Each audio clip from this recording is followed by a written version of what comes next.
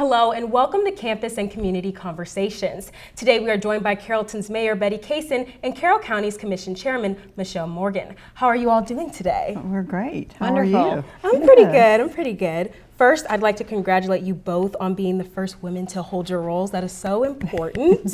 Mayor Cason, you were elected mayor back in 2020, and Chairman Morgan, you were elected into your position in a special election in 2019, yes. And you're now serving a full term. So my first question for both of you is, do you feel like you've made history? And if so, what does it feel like? Mayor Cason, we can start with you first. Well, yes, being the first female mayor for the city of Carrollton, that is history. I mean, we all make note of those things. And I actually had a question the other day of how many female mayors there are in the state, and I didn't know the answer, but they also asked about Chairman Morgan, how many female chairmans there are. So I think the mayors, female mayors has been a little more predominant than female chairpersons. And we laugh about what we're called. Is it, Michelle, with, is it chairperson, chairwoman? I guess with my position, it's just mayor. So, it doesn't have the actual man or woman is just one title. But yes, and I'm very honored, to be the first female mayor to serve in the city of Carrollton. That's lovely. Chairman Morgan, I'll ask you the same question. Does it feel like you've made history? It does. I didn't run to be the first chairman of Carroll County. I ran because I thought I could do the job. I also have two boys and a daughter, so I never wanted one of them to think they didn't get the job because they were a man, or I didn't want my daughter to think she got the job because she was a woman. I just ran because I had I felt strongly the qualifications to lead the county. That said, yes, I do recognize I am the first woman. There's 159 counties, very few women. I think there's less than 5 of us that are a woman chairperson for their county. And Cobb County is actually the first to have an all-female board of commissioners and a chairperson. And you're right that the naming of chairperson, chairwoman, I always laugh. David Mecklin, he's retiring now, was like in his 30s when he wrote the charter for Carroll County, and he says he wishes now he had put chairperson, but back in the 80s, that just wasn't the way you do things. And I also laugh and said, well, my mother-in-law has, when she was living, was a member of the Georgia Almonds Association, and that was started way back in the 30s. When men were in more of these roles, and we always laugh, there's no way you could have said Georgia Almonds and Women's Association. So it's just one of those things that you just have to think of it more of a generic term in a sense. So let's talk about how you guys got into your current roles. Chairman Morgan, can you take us through the steps that were taken to get to your current position? Okay, so back in 2014, and I was talking to a group this weekend, I wouldn't necessarily advise it this way. I got mad at government, and that's what made me decide to run. Right. I've been trying to, in the last several years, really talk to students. Matter of fact, I'm going this afternoon to talk to a 3rd grade class, but talking to high school kids, talking with my children and their friends, trying to encourage people to run for office at a much younger age. It never crossed my mind. Betty, you and I, back when we were doing the Women's International Day, we're talking about at our time of growing up, what roles women were expected to do or women could do. It never crossed your mind you were going to go do something else. And usually as kids, you think about running for president of the United States. No one ever talks about running locally for your neighborhood association, your city council, your school board, your county commission. Nobody ever talked about that growing up. Those were those options. But I got mad, but had the best time campaigning. Absolutely loved it.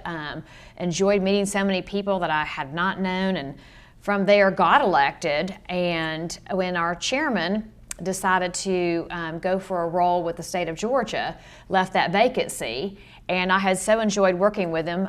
Small world, he's my neighbor, went to high school with my husband, his son lives with my son, and it just kind of had a great working relationship. I thought, I don't really want to be on a board if I'm not working with people I enjoy. Right. And so I thought, well, I'll run for chairman, because there again, I thought I have the financial abilities. Got a plug in for the University of West Georgia. I've got my undergraduate and my master's here, so I definitely am qualified to do a lot of things. So I thought I'm going to step up to the plate and run for office. So I've enjoyed every moment of it. That's great. Mayor Cason, can you walk us through how you ended up in your current role? Well, I began my career working for the city of Bowden. I went to work a couple of days after I graduated from high school. So I worked there during the day and went to school at night. But, you know, working in a small town, you learn so much about people. And, you know, these were people that I had grown up with, families that I knew. So, you know, in public, when they say public service, it really is, because you become a public servant. But I enjoy helping people. I enjoy working with people. So I stayed in that role, started out as a clerk. I ended up as the city clerk and assistant city manager. And there's so much involved in government.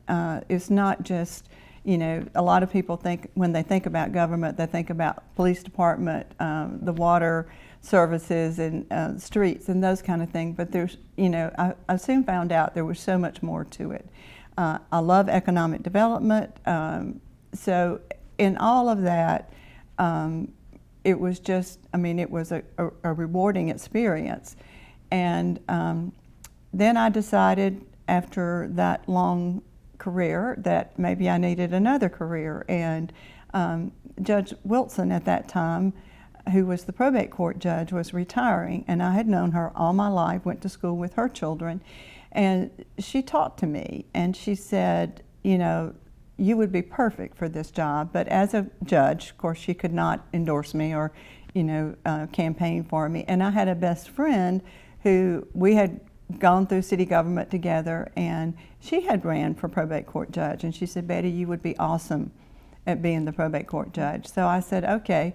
So I went and I talked to our city manager and I talked to our mayor at that time, whose name was David Barra, and he was a philanthropist all through his career. And he told me, he said, well, he said, it's kind of like putting your wife or your mother-in-law in your new Cadillac and watching her drive off the cliff. And if you know Dave Barra, those were his ways of telling things. He said, so we've raised you well here and we're very proud of you, but we also understand that, you know, that there's probably a lot more that you can achieve.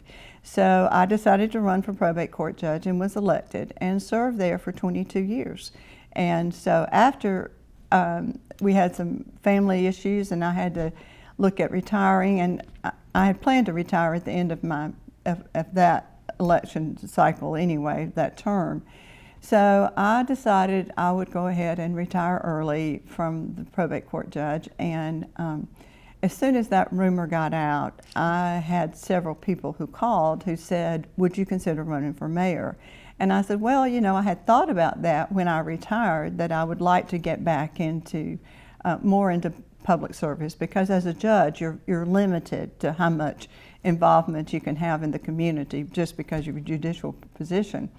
So I thought about it, prayed about it, talked to my husband about it, and so I decided to run. And I ran against the incumbent and was very fortunate to win.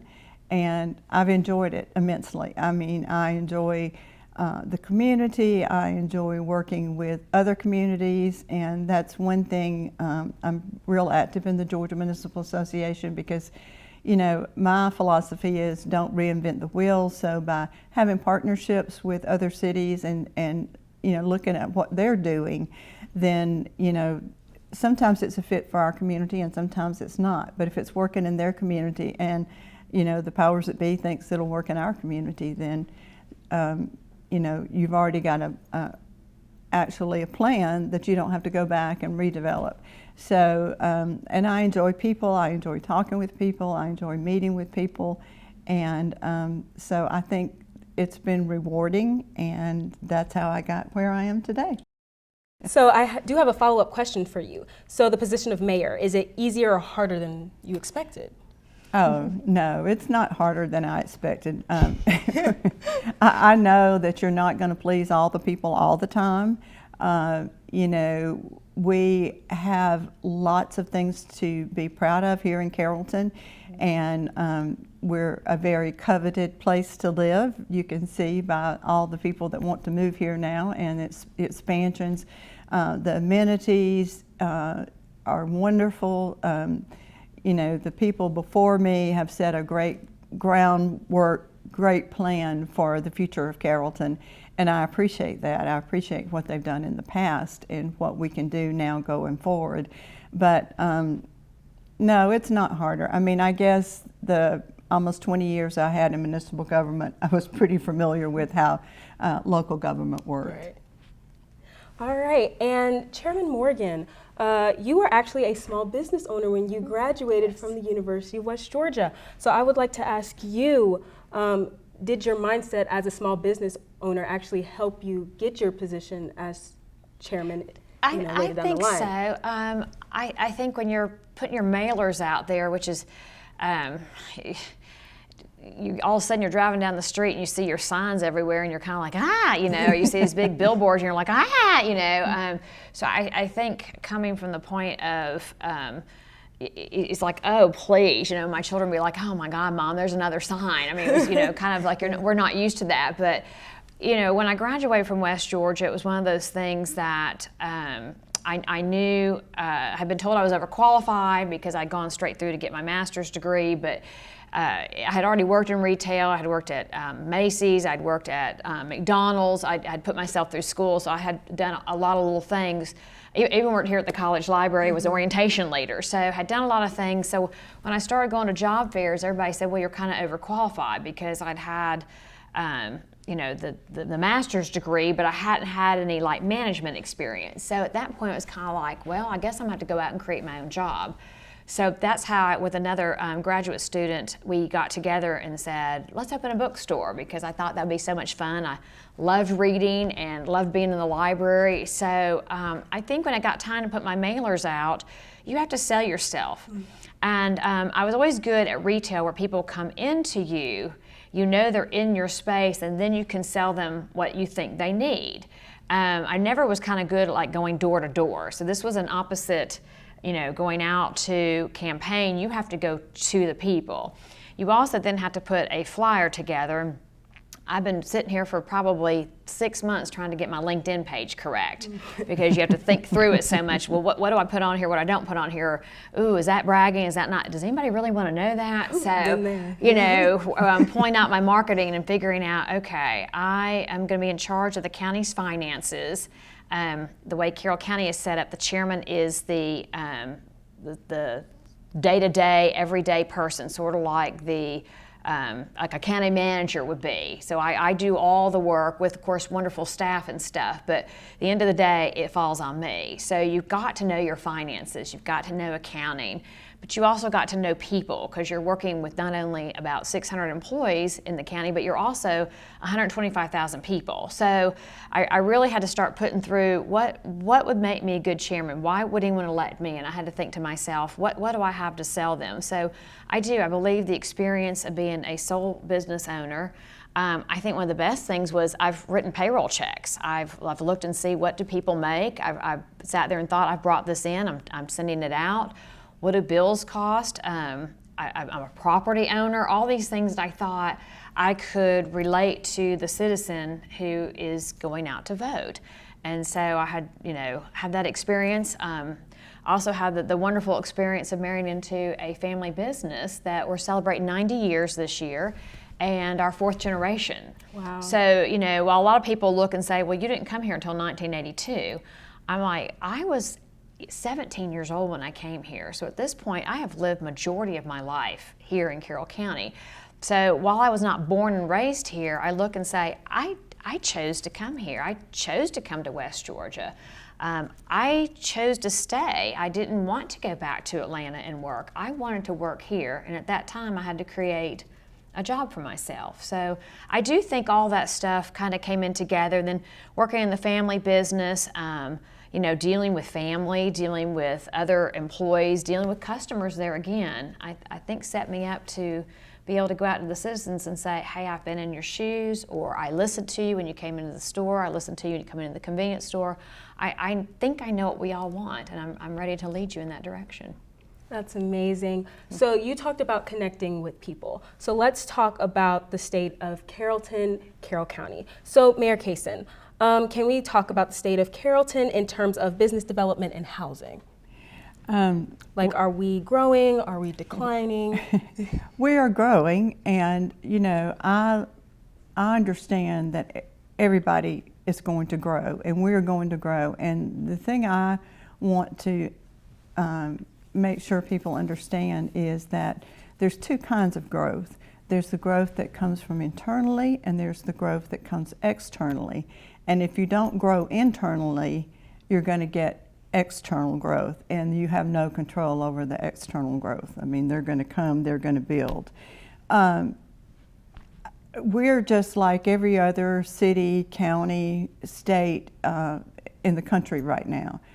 There is a major housing shortage, and we have gone out and talked to experts on what kind of housing we need, what are people looking for in housing, and I think that's one thing that's, you know, you get people who have opinions on what kind of housing we need, but the day of, and we used, we had a gentleman come in and talk to us, and he gave us, there's basically 3 sets of housing that you need. You've got your Generation X people.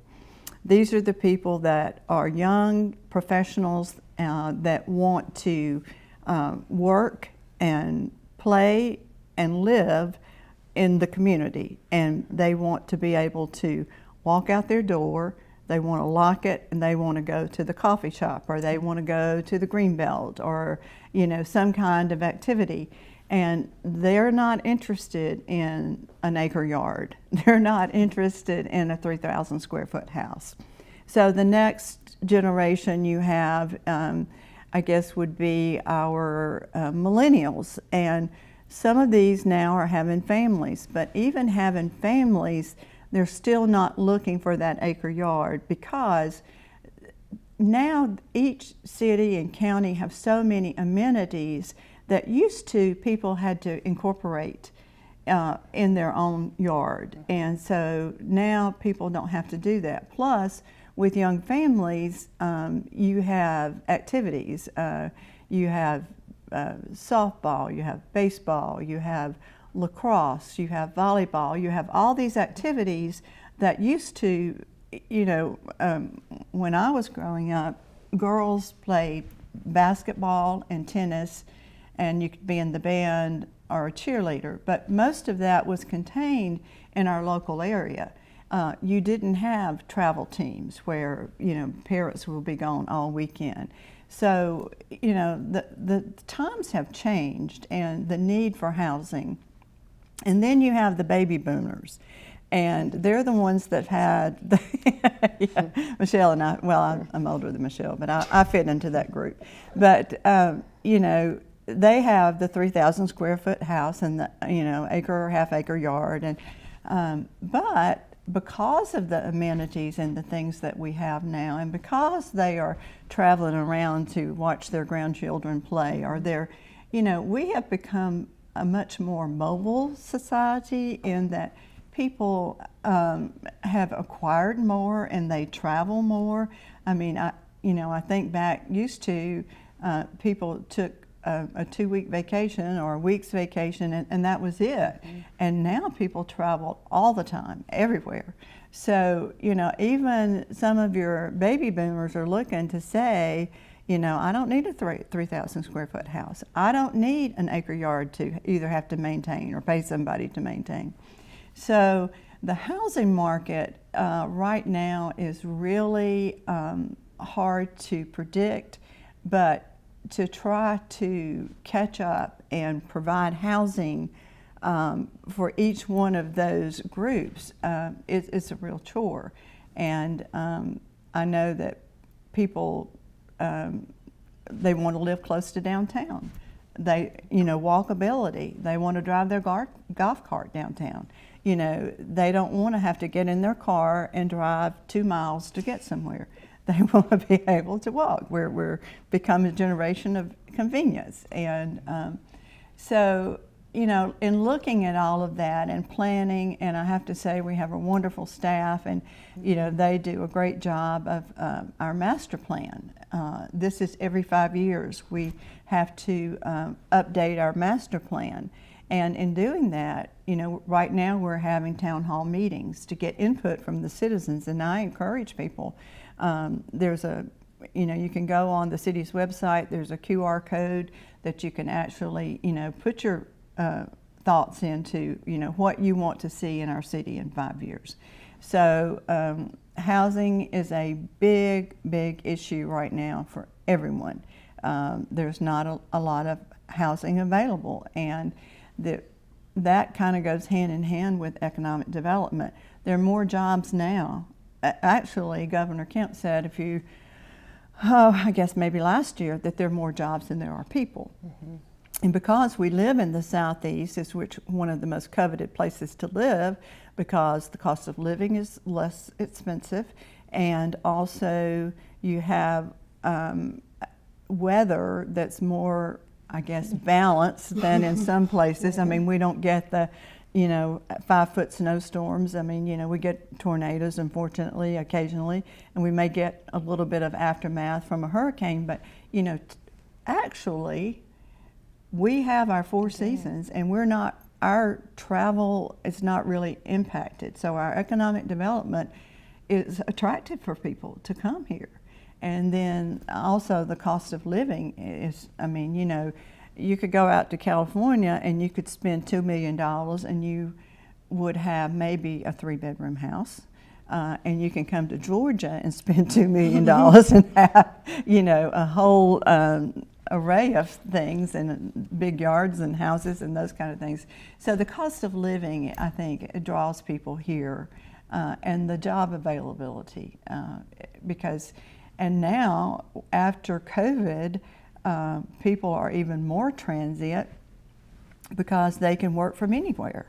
You can live in Carrollton, Georgia, and work in New York City. So, we've become a real transient society, and in that, it impacts so many things that we, in the past, have not had to deal with.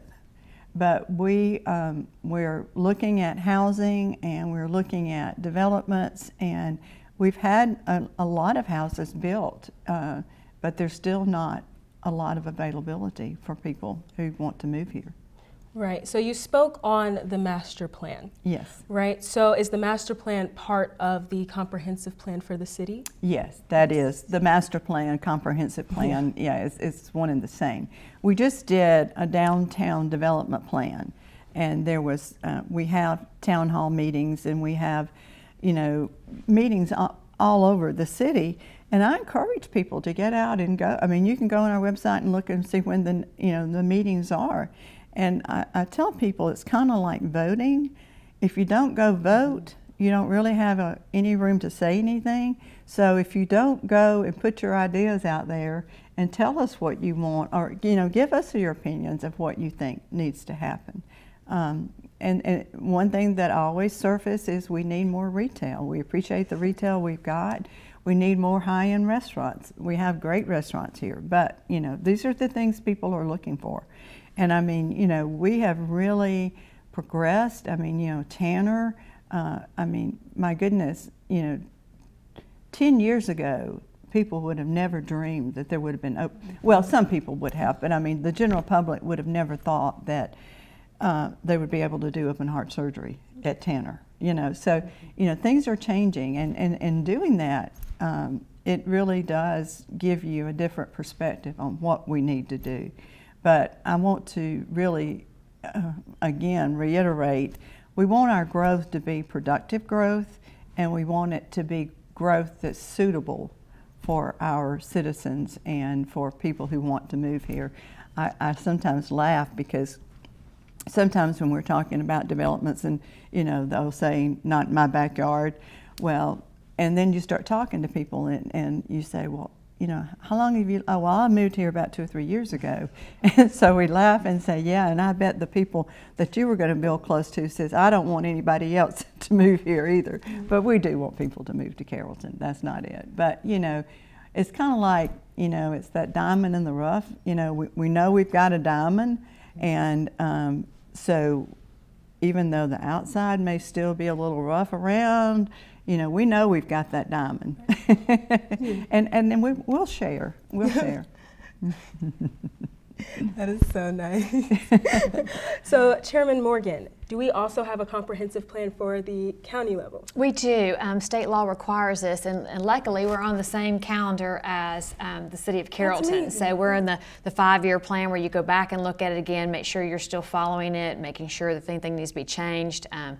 Carroll County actually has 7 cities, so I work with 7 different mayors, so they're not all on the same comprehensive time frame that we are, but we're in that halfway stage too, where we're looking back on it, having some public hearings and, asking for feedback from people. So, finding out what we want to do. And interesting, the county, yes, has a housing somewhat issue too, but the county is a little bit different than the city. Number one, we don't have sewer. So most of the sewer is done in the cities in Carroll County. Now, that's not the same in all counties. Fulton, Gwinnett, Carroll, Cobb, they provide sewer. Carroll County does not. So that does inhibit particular growth. And a couple of years ago, the Board of Health, which Betty and I both serve on, made a vote to require the county to only have a minimum of 1 acre in some areas. Okay, so like a subdivision, you have to have 1 acre homes. Otherwise, it's a 4 acre minimum. So that does hinder people somewhat for housing, because like you said, you were talking about people who want the walkability. But the difference is with septic tanks, you've got to have a plan for if your septic tank fails. So that's why we require a little bit larger land. The other thing is in the county, where we are marketable, what makes us different is that we're in the top 5 in the state of Georgia for poultry, top 5 in the state for beef and cattle. And so we are raising these, raising food to feed, the state, the county, the United States. So we want to maintain that rural ability. So it's not that we're against growth or against people moving in, but we are more in the world of encouraging young people to grow up and to continue farming. It's hard work.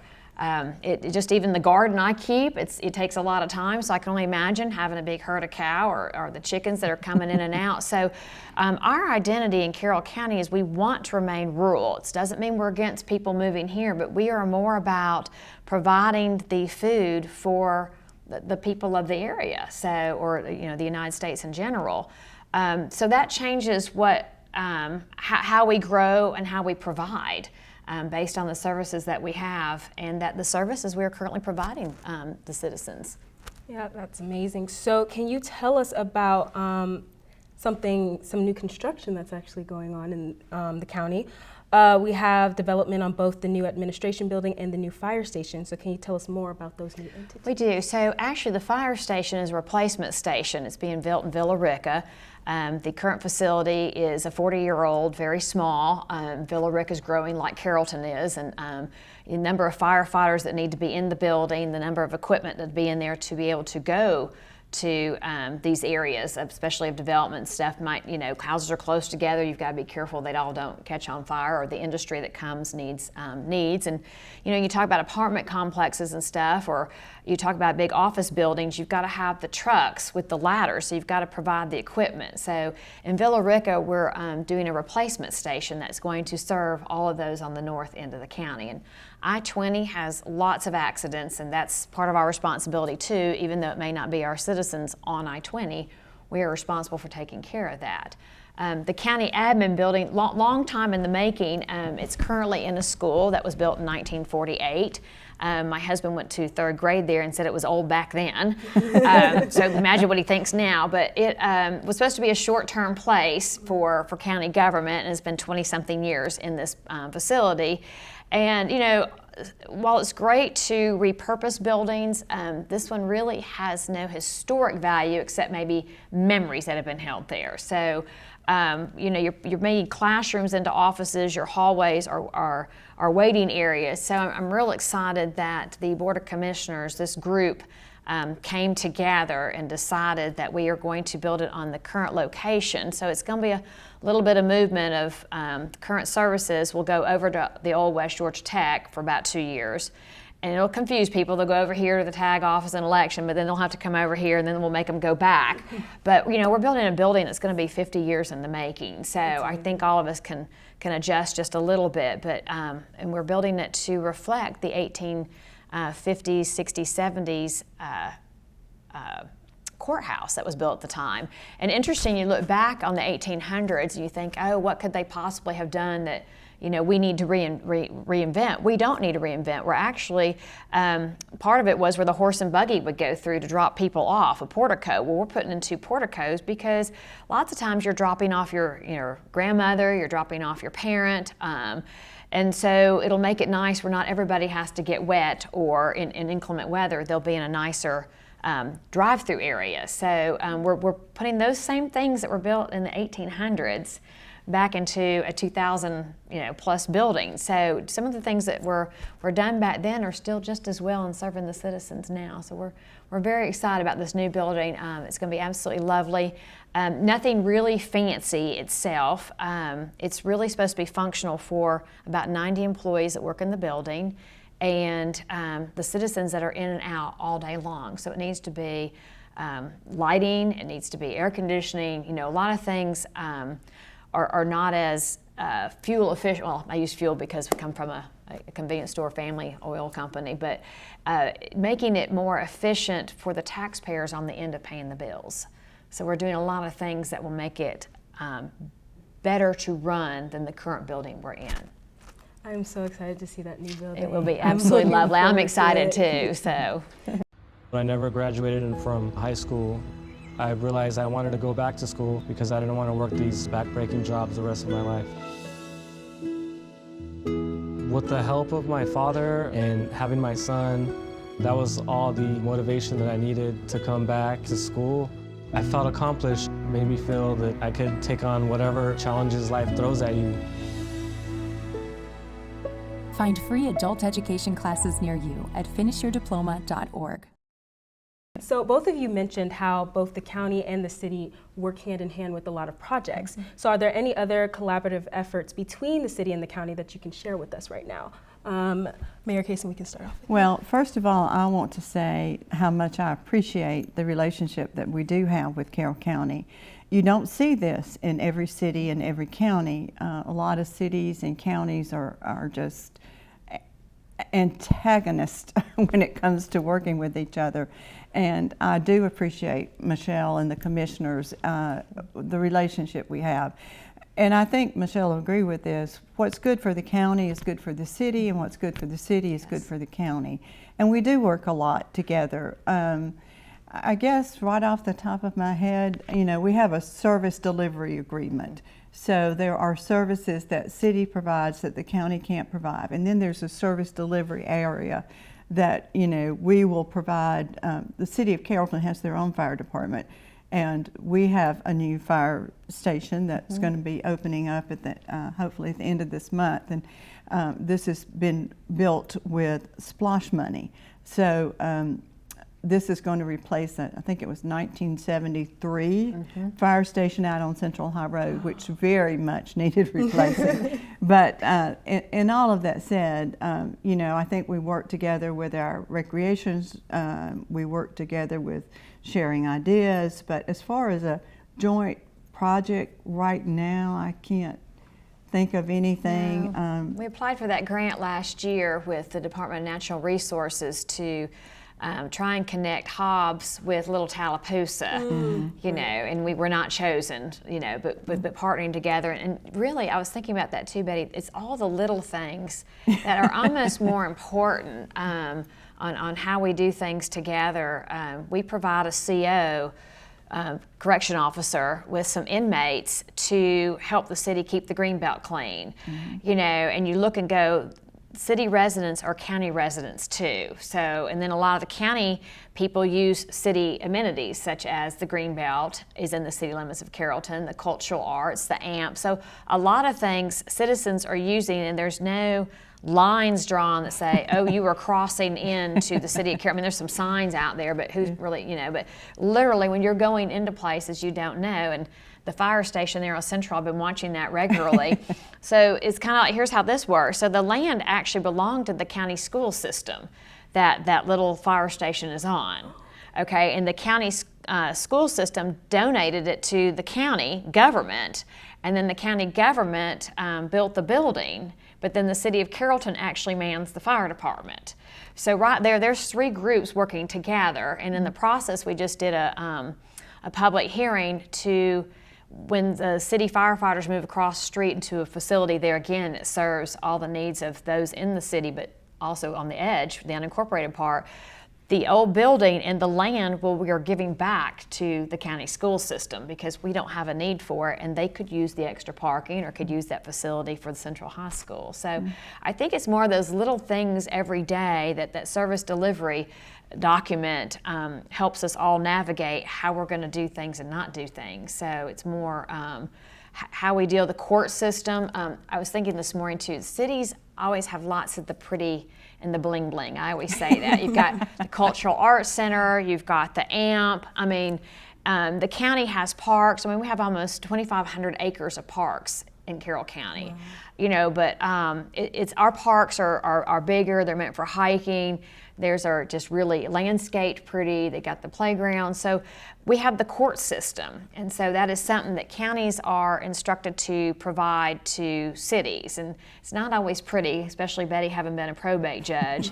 A lot of those are our citizens who are in need or have not had the proper guidance that ends up in these situations. And so it's not always the positive stuff that the county provides for its citizens, but much needed to not only help the citizen that did wrong, but the one that was, a victim, as well as the family members of both. So navigating that whole thing, and so it's not something you want to brag on, but we do have a big, beautiful building to help navigate some of that stuff. So, so cities and counties have to work together.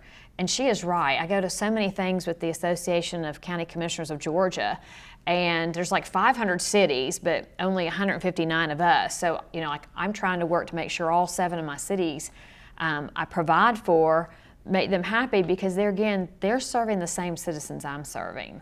So trying to make that out. But yes, as far as one big project, we did partner last year, and but we weren't chosen. I still don't understand why we were not. No, but I don't either. That said, there'll be some other things to do. We've partnered with Temple and helping them with their sewer. We've partnered with the Carroll County Water Authority, trying to bring water to the north area of Carroll County. So trying to make it work for everybody who needs you. The county has its own public works, so we do a lot of paving of roads ourselves instead of having to hire an outside company. So one of the things we try to do is work with our city schools, county school boards, and all our cities that if they need something paved that the county is capable of doing, it's a much better price. And there again, the equipment belongs to all the citizens because they paid for it with their SPOST funds too. Mm-hmm. So I think it's a daily interaction, and I'm very, very humbled that the City of Carrollton has appointed me to be on the Carrollton Payroll Development Authority, so I get to work with them on when they're bringing in industry and when they're bringing in economic development. So they involve me on the beginning because at some point the taxes might have to be abated, and so it's nice that they appreciate and appoint me to these boards to know what's going on so we have a smoother transition. Right. Communication is the key to any type of success. Yes. And speaking of communication, you're actually going to an elementary school later today to talk to young students. So my last question for both of you is, what can young people do to follow in your footsteps? Chairman Morgan, we can start with you. Thank you. So I have been trying to educate. So thank you for having me here today. It's given me the opportunity to do this. Going to elementary schools, I have a standard poodle who comes to work with me every day, and he's called the Chief Comfort Officer of Carroll County. So he's been really the one on the circuit. Aww. But you know, trying to go into the schools, go in and speaking to club meetings, and just really educating people on county government. I'm just in awe of what all is provided on a daily basis for your taxes, and the foundation that's out there every day working for citizens that we have no idea, but our life runs very smoothly each day. We're very comfortable to be living in this community. We feel very safe in this community. So, and that's there again, your sheriff and your city police departments working together, your 2 fire departments working together. So none of us have to worry about those kinds of things. So but I've been on the circuit and, you know, really talking to people and saying, you know, I never would have thought to run for office, never would have crossed my mind. But if more women don't run, we don't have a voice at the table. If younger people, and I've talked to several of the university students too in the School of Business, if you don't eventually run for office, you're going to get what a 58-year-old woman thinks is important for you. You know, what I think is good for my children, they may not be thinking the same thing. You know, I am an active runner, but do I want to get on a bike and drive down a road? No. But people are wanting to do that more. So we've got to build our roads, build our sidewalks, put in the infrastructure, and there again, a lot of that mostly is in the city compared to the county, but it takes about 10 years. County government runs very slow in the fact that we have to be transparent, and I enjoy being transparent, but because of that, you have to run your notices for 30 days, you then have to have your meetings, and you have to have a second meeting, so the process takes a lot longer than in your own, you know, family business or in your own family life making a decision. So, you know, to be thinking what 10 years is going to look like, we need the involvement of young people. We need you to step up to the plate. But there again, when I was your age, I was busy running my business, going out with friends. I had joined a club. You know, then you start raising your children, and you volunteer in the school system, you volunteer in your community. So you are still doing something to change the environment you live in. So that would be my second thing, as I'm sort of rambling here, but if you're not going to run for office, I highly suggest you join a club. And my son and I were even talking about this last night, which club that he wants to be in, and you know, where can he make the most impact, or what goes with his thought process of how he'd like to see life go. And each club has different, you know, missions of children or seniors or things like this. So I highly suggest that when you graduate from college, you get a job, take time to watch your city council meetings, watch your county, watch your school board, and raise your hand. Take that moment and say, I have something to offer, and you do. And as women, we're really bad sometimes about that. You know, we're kind of over here waiting for someone to recognize us. But sometimes you just got to raise your hand and jump out there. And lots of elected people ran for office 2 and 3 times before they ever got elected. You know, I got very lucky. I won the first time. Now, I did have to go to a runoff, so it took technically 2 elections when I ran for district commissioner.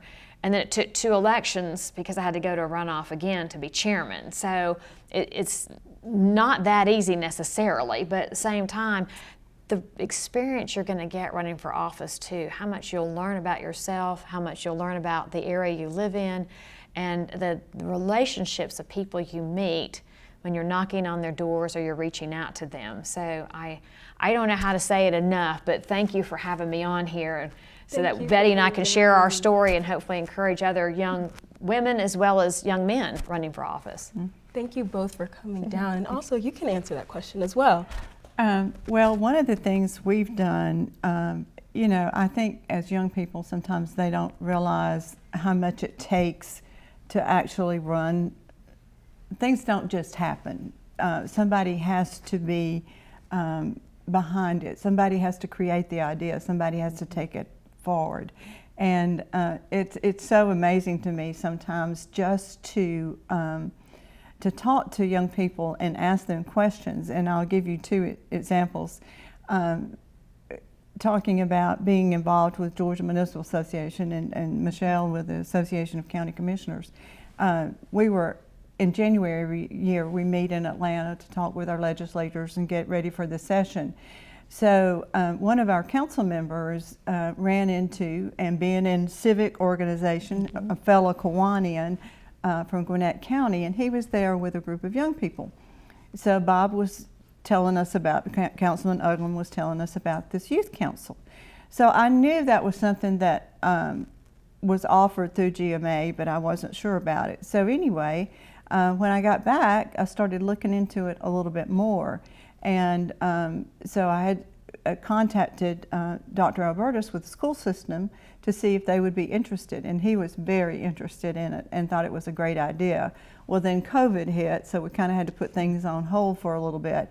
So, but then Mr. David Brooks came to work for us as assistant city manager, and he was a retired high school principal. So I thought, man, this is just what I needed. Somebody to get in the school system and work with, you know, have the knowledge of how the school system would interact. So we started a youth council. And what these young people do, they start in the 9th grade, and we have 9th graders, 10th graders, 11th and 12th graders. So what they do is they meet once a month. The first part of their meetings, they actually go out and visit all of the city functions, like the sewer plant, the water plant. They visit our public works department, they visit our police department, our fire department. They really get to know how the city works and what it takes on a daily basis to run the city. And then we've asked them their opinion. Myself and some of the council members met with them last week, and we asked them their opinion because, as Michelle said, it's definitely a different perspective coming from a young person. And they made some really great, ideas of what they would think would make the city more attractive than it already is. So, you know, taking those ideas and coming from the youth council. And so, you know, I know that's limited, but it gives them a perspective of what city government actually does. And the other thing, and I want to commend Kim Jones with the West Georgia Foundation, each year they have done a project called Table Talk. And what this is where people get together and bring in ideas and talk about what they think might make the city, the county, the community more attractive. So Kim and I were talking about it last year, and she said, wouldn't you like to know what a group of 5-year-olds thought? And I said, you know what, Kim, instead of having adults come, I'm going to have some elementary students. So I brought in a group of 4th graders who came and had lunch with the mayor. That's precious. And it was so enlightening to see what their perspective was. So this year I moved up a little bit and I got 7th and 8th graders. But what is so amazing about all of this is the fact that these 4th graders, 7th and 8th graders, and then the people that have attended our town hall meetings all have the same ideas. So, you know, from that point, I think it's to me, it's vital to have different opinions. Now, of course, the 4th graders had some ideas, but, you know, throughout it was beautification was one of the things, and that was one of the things of my campaign is, you know, we have a beautiful city, and we need to enhance it. And but I think just coming to see the mayor gave them a perspective of, you know, hey, and to find out there's so many opportunities within city government, you know, to be the mayor or to represent their, you know, council, their position on their council. But I encouraged the students to get involved in their student council, even in the schools. They have so many opportunities for children now to be involved. I think in the lower grades they have the ambassadors, you know, for the children. And I think it's really good that they're getting involved, and as Michelle says, you know, learning that they have abilities to do things, you know, and you know, your community is what you make it. So if you're not involved in it, then, you know, what's it going to be? And Michelle again referenced our civic organizations. And they are such a vital part to a community, every community. I mean, you look around to see what some of the civic organizations, Safari Park was built by the Lions Club, and you know, they built this for special needs children to be able to go to the park. And I mean, you know, these civic groups, and that's a way of giving back to your community, and that's a way of getting involved. But you know, if somebody has an interest in running for office, I would encourage them to do that. I mean, you know, somebody's going to win. Why not it be you? That's wonderful. Thank you both so much for coming down and visiting us today. We really appreciate it. Thank you. And thank you for watching Campus and Community Conversations. Have a great day.